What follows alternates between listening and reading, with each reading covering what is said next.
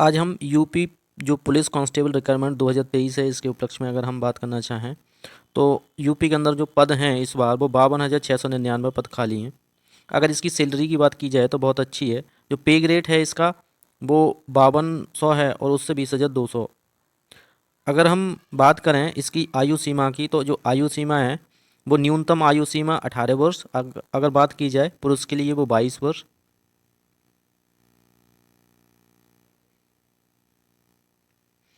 और इसमें जो एज लिमिट है वो भी इसमें शामिल है।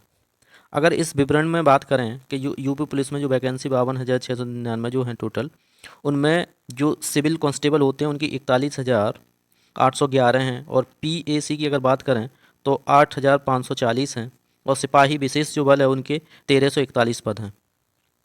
आगे देखते हैं। अगर हम सिलेबस की बात करें तो सिलेबस में ये बेसिक सिलेबस है। इसमें जो जनरल नॉलेज है वो आपके 38 क्वेश्चन उसमें से बनेंगे, सामान्य हिंदी के 37 बनेंगे, संख्यात्मक यानी कि जो रीजनिंग वगैरह है उसके 38 बनेंगे और मेंटल एप्टीट्यूड और रीजनिंग इसके 37 बनेंगे। टोटल क्वेश्चन होंगे 150 और साथ ही जो अंक की बात की जाए वो है 300, यानी कि प्रत्येक जो क्वेश्चन है वो 2 नंबर का है आपका। अगर इनकी अलग अलग सिलेबस का डिस्कस करें तो सबसे पहले हमारा आएगा जनरल नॉलेज। तो जनरल नॉलेज आप जानते हो जो जीके है जनरल नॉलेज, इसमें अलग अलग पार्ट हैं। जैसे जनरल नॉलेज में सबसे पहले आपको पढ़ना पड़ेगा भारत का इतिहास और उत्तर प्रदेश राज्य की शिक्षा संस्कृति परंपरा यानी कि यूपी स्पेशल। भारतीय संस्कृति की बात आप इसमें शामिल करेंगे। भारतीय अर्थव्यवस्था हो गई, जनसंख्या, पर्यावरण और संस्कृति, शहरीकरण, ये सारे के सारे टॉपिक इसमें शामिल हैं।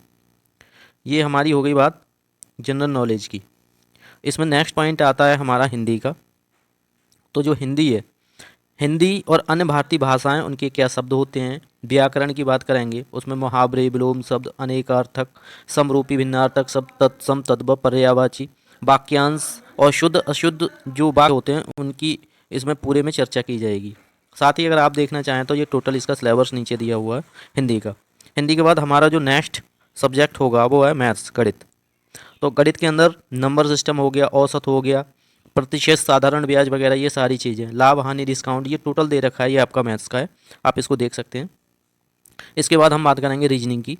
तो रीजनिंग के अंदर जो सब्जेक्ट हैं वो जैसे वर्गीकरण, श्रृंखला, कोडिंग, डिकोडिंग, समस्या को सुलझाना, सीटिंग अरेंजमेंट, ये सारे इसके सिलेबस के अंदर आएंगे। उसके बाद नेक्स्ट हमारा होगा आईक्यू वाला। तो जो आईक्यू है उसमें दिशा का ज्ञान, रक्त संबंधी, वर्णमाला पर आधारित, और ये सारे आएंगे। उसके बाद मानसिक जो अभिरुचि है उसमें जनहित, कानून और शांति व्यवस्था, इससे रिलेटेड ये सारे सिलेबस को आप देख सकते हैं।